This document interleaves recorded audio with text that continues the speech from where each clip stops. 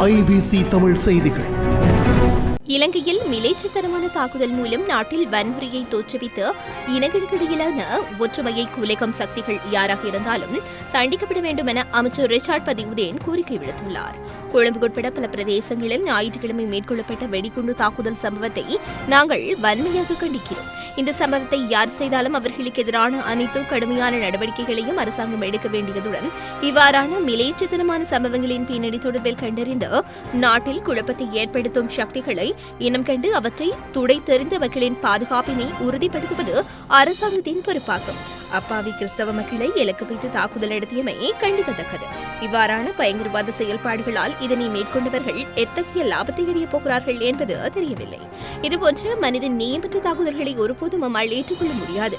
குறிப்பாக இஸ்லாமியர்கள் ஒருபோதும் வன்முறைகளை நாடியதில்லை என்பதற்கு நமது நாட்டில் பல உதாரணங்கள் உண்டு. இஸ்லாமிய மதம் எந்த சந்தர்ப்பத்திலும் ஏனைய சகோதரர்களின் உயிரை பறிக்கும் அதிகாரத்தினை எவருக்கும் வழங்கவில்லை என்பதை தெளிவாக எடுத்துக் கூறுகிறது. சமாதானம், சாந்தி, அகிம்சை என்பவற்றை மக்கள் மத்தியில் எடுத்துச் செல்லும் மதமாக இஸ்லாம் இருக்கிறது. குறிப்பாக பாலின சமூகங்கள் வாழும் நாட்டில் இவ்வாறானதொரு குரூர சம்பவம் மனித மனங்களால் நினைத்து பார்க்க முடியாததொன்று.